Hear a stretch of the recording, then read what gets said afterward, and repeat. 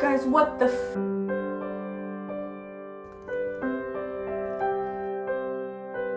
Like, I can't make friends if I don't leave the house.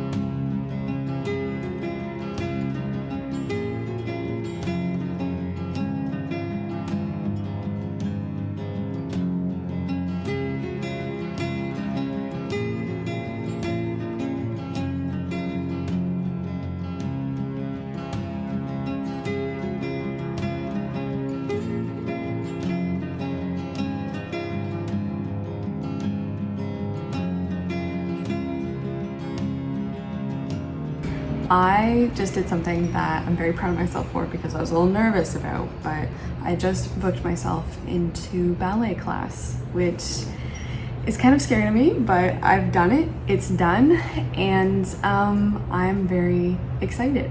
I now have a ballet class in my calendar for next week. I would really like, now that I've moved and I'm in a new place, I would really like to get out into the community because thank God that it seriously does feel like there's a really wonderful community where I live, and I seriously cannot wait to be a part of it. So I want to get out and I want to do things around here. I want to meet new people, and guys, I want to make some friends. Welcome to episode 3 of the Moving Diaries. I'm Brown's Itchy. We could even call this the Trying to Make Friends Diaries. Okay, why is it so hard to make friends as an adult? I wasn't born and I didn't grow up in a huge city, and moving to Toronto, which is where I've just come from, if you're new here, the change in people's day-to-day interactions with each other, the way that the human race operates with each other in a huge city, I'm assuming that it's pretty generalized to big metropolitan areas. I grew up in a place where like 95% of the people you would see on the street were incredibly friendly, incredibly warm, incredibly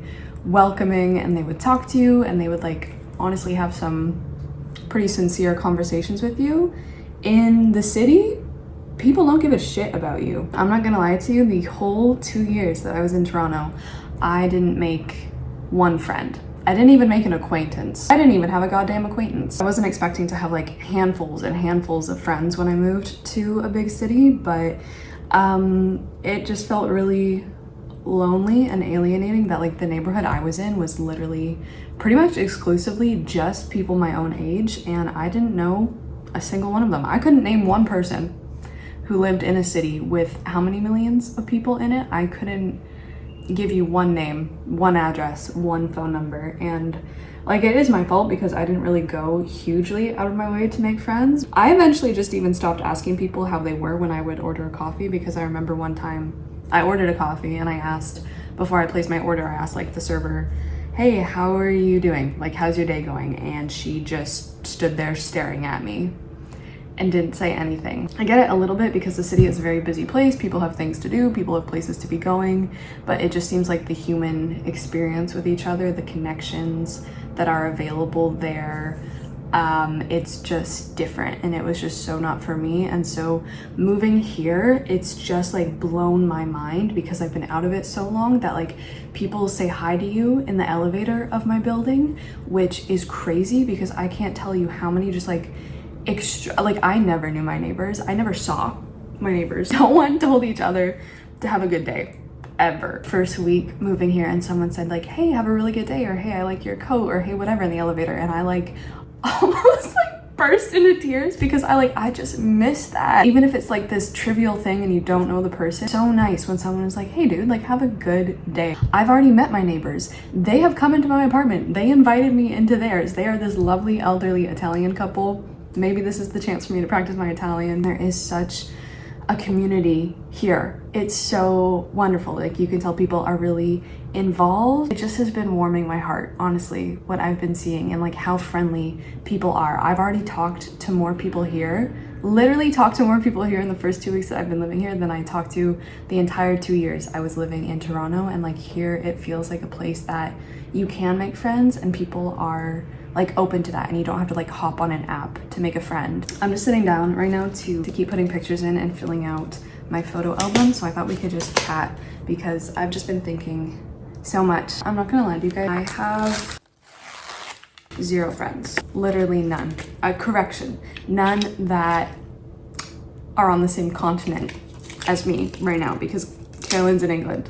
Hi Carolyn, I miss you. That's something I've just been ignoring for the past 2 years. The fact that I have no like real life friends at all. And that feels bad. That feels really bad to say. It really is such a void that you start to feel. That's honestly not good. People are supposed to have friends and people are supposed to meet new people and have new experiences. That's one angle of it that I've been pretty upset about, is the fact that I'm not getting exposed intimately to new ways of life, new ways of thinking, people who have different opinions than mine. Like I said, I've always been someone who's been pretty okay not having a big group of friends and being alone and doing my own thing. I'm not someone to really want to go out every Friday night at all, literally at all, but it's just been something I've really been feeling, is like I'm missing so many important relationships that you should be having. I feel like especially in your 20s, or at least it feels that way to me, like everyone has, or I know they don't, because I know so many people talk about how lonely your 20s are and how difficult it is to make friends. I'm just so shy, and if lightning doesn't hit me in the face, like I'm not going up to Zeus. Do you know what I mean? Like I'm not going to ask Zeus. Zeus has to like smack me in the face, which, you know, maybe I should just go ask him. Go up there and ask the lightning god. The god of, what am I saying? I'm feeling hopeful because it feels like it's something that's possible here. I just want to let you know that like, if it seems like you're always seeing people who have so many friends and they're always going out, there are lots of people out there who haven't found their people. We can do it, and we can do it, and we're gonna find hopefully some really great people in our lives. And that's what I want kind of this week and the next few vlogs to, and hopefully just, you know, the vlogs in general to be about. I can feel the pessimism leaving my body now that I can see trees. Wow. It's really true. Like when you are like rejuvenated and full of light and full of life again, like you have such, I feel like, an excess to give to others and to want to give to others. And I just, I think for a while, like before I moved to the city, a lot of my channel was about hopefully providing, honestly, like hope and happiness, good vibes as possible to people out there, especially when the pandemic was going. And I feel like I'm in a place where like that is the kind of content that I want to create again, like just extremely uplifting because of the fact that I feel uplifted. Oh my god, there's like so many things I want to do in my life again, and I'm gonna go to this ballet class, and like I want to go out there and go walk in the forest, and I'm training for doing like this half marathon thing, and I'm just like so full of like a lust for life again that has been like extinguished for a little bit now. I want to share this with other people. I want to like encourage other people to do stuff that they're scared of, show that I'm doing it as well. You know, I just don't want it to be like empty words. I want to be like, okay, we're gonna go make some freaking connections. We're gonna go try things that scare us and that kind of things. Welcome to the vlog. See where else this week takes us, I think. So I'm gonna finish up the section I'm working on in my photo album.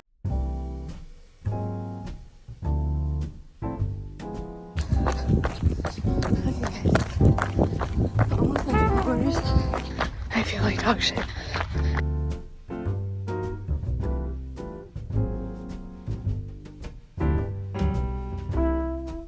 Casual. So casual right now.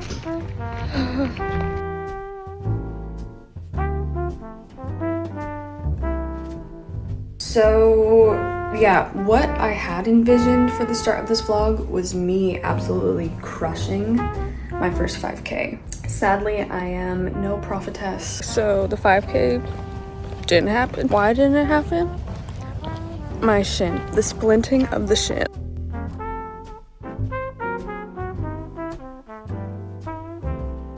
The 5K run did not go to plan.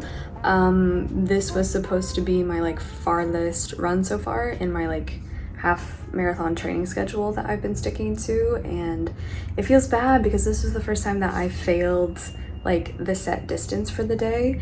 But as you probably saw from the blood, sweat, and tears, probably just the sweat and the tears, I just got really bad shin splints in my left leg, which isn't something I've like dealt with before, but it's been a couple of days now because I tried to run the 5K over the weekend, and I've been watching, like, obviously when you get an injury, the first thing you do is like run to the internet and to YouTube. I have been trying just to rest, and it seems like a lot of people get shin splints when they try something new or when they start doing something new. And for me, that was changing my running shoes and running outside, because for the first, like, honestly 3 weeks of the training schedule, I had been running solely inside on the treadmill in my like indoor shoes, which are Nike something. Since moving here, because it's so wonderful here to run outside and there's like actually nature and it's quiet to run, I have been running on pavement, which hurts.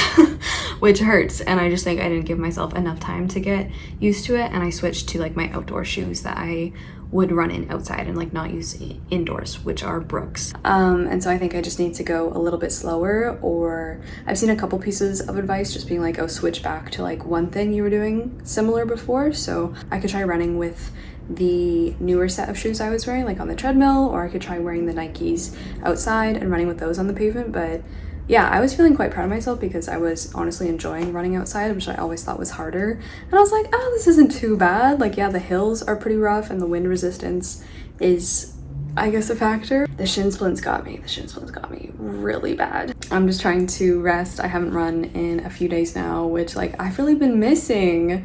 I didn't think I was gonna miss it so much, but it's been such a good like happiness boost and stress relief and all of that good stuff. I could see someone running right now mocking me. So I've been taking it easy. I might do a little jog tonight on the treadmill and just see how I feel with like the shoes that I've been used to. So yeah, it was probably just too much change and too much running all in the same week. That is my running update to start off the vlog. I was hoping to be like, yeah, I crushed that. I ran my first 5K, but no, I only got, I think, 3 kilometers in before I was like, I can't do this anymore. Welcome to the new segment, Cooking with Emma. I think we need a better name, but as promised, or as I have promised myself rather, I am cooking. I want to get better at cooking. I want to find recipes that I love. I found this recipe on TikTok. This has kind of been my like thing that I do with TikTok because I currently have it uninstalled, but I will download it, go on, and just like try to squeeze out of it all of like beneficial things for me. Do you know what I mean? Like recipes, wellness tips. We are going to be making like tofu peanut sauce noodles. I have made these before, but I really want to perfect it because I do a little bit different than the recipe. So tofu is currently cooking. I thought that this would be a good time to talk about some more things about relationships, not just friendships. I tend to keep some aspects of my private life intensely private, which I feel like is so important, especially when you are sharing a lot of your life online or some of your life and you're vlogging, and especially since doing like a little bit more lifestyle content, I have been just like pulling back in other areas because I think it's so integral to have things in your life that are just for you. I think when I first started my channel and when I first started vlogging, I felt like I had to share everything. That is something that I would do differently and that I would tell people to do differently. It's like, it's your channel, it's your life. You decide what you share. That being said, I have received so many questions. I was not expecting, I didn't think anyone cared. It's still weird to me that people care. I never thought that anyone would watch my videos in the first place. So then to have so many questions from people asking about your personal life. I'm supposed to be telling you the recipe at the same time as this, but I'm just cooking, I think this is medium firm tofu, and just till it gets a little bit crispy on each side. Not like totally deep fried, but just a little bit crispy, like kind of on all sides. Where are my nails going, man? I did my gel nails last night, but look at that. They're already coming off. Maybe I did them badly. Let me check this. Next, we are going to cut up some bok choy. You know what? I think I have an apron actually. The tofu's really going, cow. Yeah, I should get a cuter apron than this.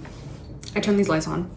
I love these lights. Tofu is done, and now I'm gonna cook all of this bok choy up just a little bit. But I think what I'm gonna do first is make the sauce. First, it calls for peanut butter. Anyway, all that being said, I just wanted to set the record straight and say that I did not move here alone. 2 heaping tablespoons of peanut butter. I just made the choice to keep my relationship super private because I value privacy so much. Next ingredient is soy sauce. How much? 2 tablespoons. I also stopped mentioning my relationship because we did take a break. I don't know how many months ago now, honestly, because a lot of big decisions were coming up, especially going into next year, I guess, concerning like jobs and locations and moving, and grad school for me was a really big one. We just decided to take a break and see where that would lead. Happy to say that we just finally decided to make those decisions together. So I spent a lot of time living with my family again this year for a few months here and there, so that was also nice to have some time back at home. That's kind of the update. 1 tablespoon of lemon juice. Okay, the next big thing in the sauce is ginger. 1 tablespoon of grated ginger. I'm gonna show you the steps. I just can't talk and cook, I guess. I'm no good at that yet. I'm getting ferociously hungry. The tofu is looking a little too good to pass up, like when it gets so crispy like this. Anyway, I'm ravenously in love, can't you tell?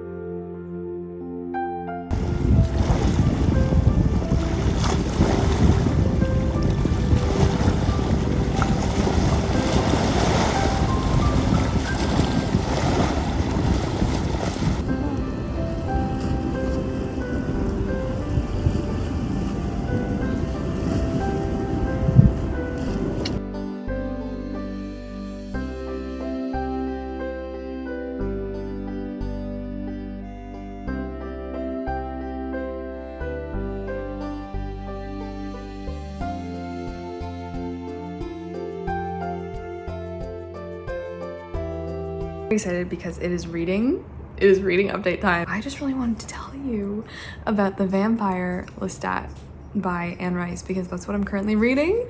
I have been waiting to read and continue on with The Vampire Chronicles, oh geez, for a couple years now, and I'm so happy that I am, like, loving this to pieces. I've already like damaged it. It's getting so well loved and I'm just really enjoying it. So I read Interview with the Vampire for the first time a couple of years ago and it became a new 5-star. It was like my favorite read of the spooky season for that year. So far I'm not enjoying it as much as the first one. I really liked The Vampire Chronicles, like it was, or Interview with the Vampire, so good. But yeah, this one follows Lestat and it's really funny because like I'm not gonna spoil anything if you haven't read the first one, but it's all about vampires. Lestat like learns that Louis has given his interview to the man with the tape recorder in the first book because like Interview with the Vampire is an actual book within the world that comes out, and like it is the book Interview with the Vampire, which is really funny because Interview with the Vampire exists within the Vampire Chronicles, which I love. But Lestat finds this out and he's like, well, god damn it, I'm not gonna be bested. I'm gonna do something to one up this, to do things a little bit better. And so he decides to join a rock band because he has woken up in the 1980s. Before that, he's like, I'm gonna tell my own story because Louis did, so why can't I? Because Lestat is the one that turned Louis into a vampire in the first book. I feel like this is pretty, you know, well-known knowledge, but it's so good. And like this whole thing is obviously Lestat's backstory, and it's about him growing up as a boy in like the decades before the French Revolution. He was living in France. His family was like an old noble family, but they weren't really that well off. Like they kind of fallen into decay and degradation. And so he's growing up as I think the youngest, so many siblings, and he's just absolutely miserable. He wants to escape so badly, but the things that he wants to do, like the arts and especially acting, is really his thing, and he loves music as well. Those things are not acceptable for the son of like a very well-known noble family to do or to get involved with. And so every time that he runs away to join like a traveling troupe of performers, he always gets pulled back to his home, until one day his mother encourages him to make friends with this young boy in town, like the same age as him, named Nicolas, and they run away together to Paris. And yeah, obviously Lestat becomes a vampire, and so this is his whole journey of becoming a vampire as well, and others that he meets along the way. And I don't think I should say anything else than that. Clearly loving it. I will say that not as much as the first, because the first was just so philosophical and so much more about, I think, beauty and morals, because Lestat is a very different creature than Louis. And well, of course you do see his like last vestiges of humanity battling with like, hi, do I kill people? What kind of people do I kill? Who am I taking on this journey with me? Like if you turned into a vampire right now, who would you take with you? Who would you make a vampire along with you? Interview with the Vampire was just like, I just felt Louis's vulnerability and his torment so much, whereas Lestat is so much more the kind of person who is pretty flippant and offhand even as a mortal, and he really breezes through life with like this strength that so many people remark that is just totally undiminished no matter the circumstances. And he doesn't really dabble around in morals too much. Rather, he has a ton of existential meltdowns as a mortal before he gets turned into a vampire, because he's like, what is the meaning of life? Because it's at the time in the age of reason, right before the French Revolution, when like pretty much a good chunk of Europe has kind of dropped God. That's just it. We don't make any discovery at that moment of our death. We merely stop. We pass into non-existence without ever knowing a thing. Do you realize that?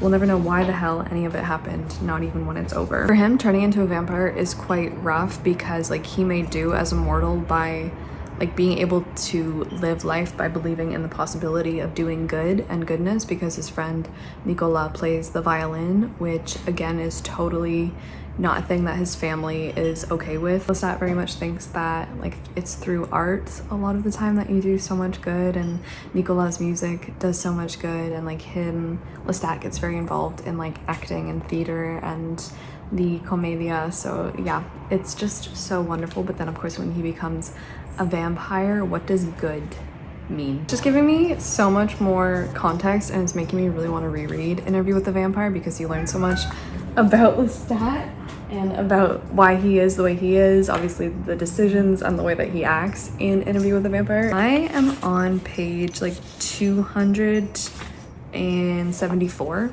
I think. This one's quite a long book. It's over 500 pages, but I'm having a really good time with it still. And I think what I'm gonna do is sit and read a bunch more right now. I'm gonna put like on a little ambient room. This is just like everything I've dreamed of for so long, is having like my bookshelves, and I put some twinkly lights up, and oh my god. Tomorrow I want to catalog every single book that I own, because I haven't done that in over, is it almost 2 years now? Good morning. Welcome to, what's today?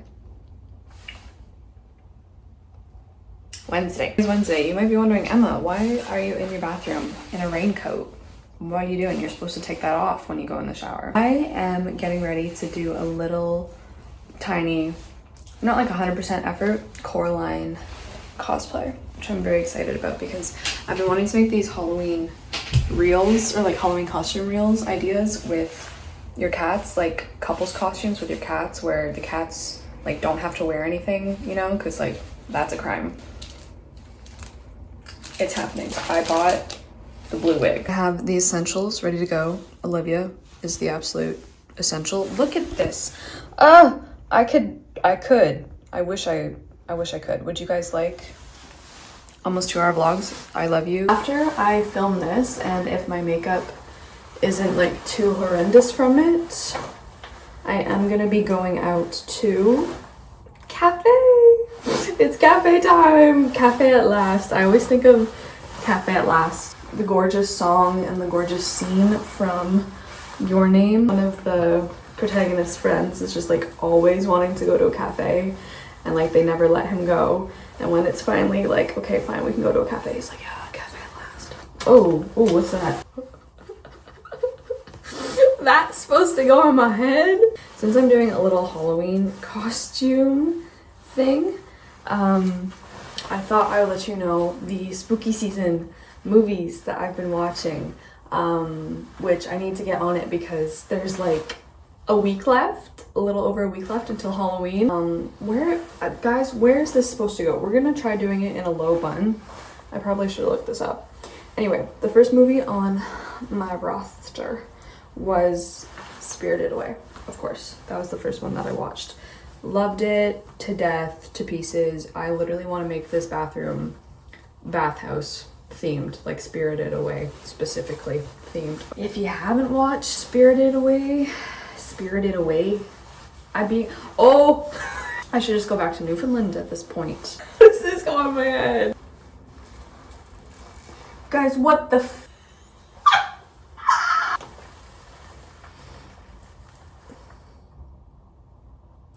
one size.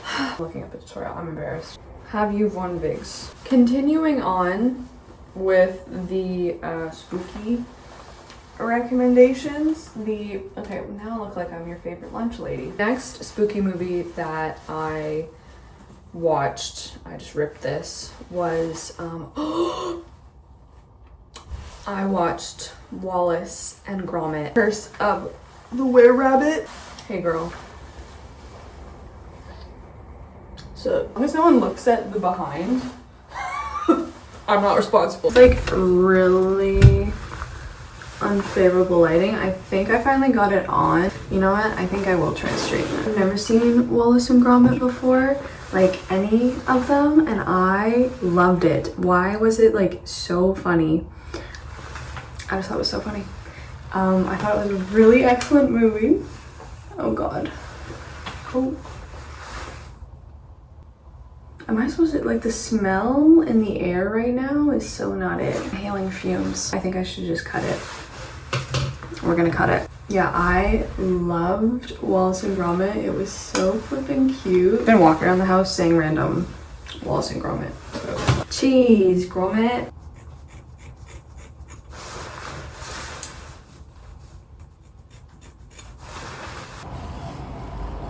I am Emma once again, but I'm actually gonna get all my stuff together now that I'm done filming the Coraline little reel, which was really fun with Grendel. I've been like alternating costumes with each of the cats. So like yesterday I did Sophie from Howl's Moving Castle, which was probably my favorite one, and that was with Kelsfer, of course. But I'm gonna pack up a little bag. I'm gonna take my laptop and maybe my book and maybe some editing supplies to a coffee shop. I would really like to find a coffee shop here that becomes like my coffee shop. Do you know what I mean? Because I never had one in the big city, but here it just feels a lot more cozy. So I'm gonna pack a big bag. Hopefully, I don't know. Like, I can't make friends if I don't leave the house. Do you know what I'm saying? I can't make friends if I don't leave the house. It's still so hot and it's the end of October and I'm upset. I'm upset about that because I want it to be cold and cozy. I'm already overheating in a t-shirt, so I can't even wear my cute jacket. Let me show you it though, because it has got me, this jacket is gonna make me friends. This quilted jacket, I found this thrifted on ThredUp, and I've been wearing it every day when the temperature permits because it's a little cozy, but I have gotten, like, seriously, a bajillion compliments on it. A bajillion compliments. I also like this jacket. We should be friends. Take this off. I'm gonna pack up my stuff. I'm gonna bring the Vampire Lestat, which I read so much of last night in bed because I am loving this book so much. And yeah, let's go. Primarily, the goal is to work on my master's application. So much work, so much stuff to do for the master's application for grad school. So I think that's what I'm gonna spend a good chunk of my time doing at the cafe. But I have not had my coffee, of the day yet. So it just seems, I feel just so ready to sit down and like have a first sip of a coffee in a nice little coffee shop. So let's go.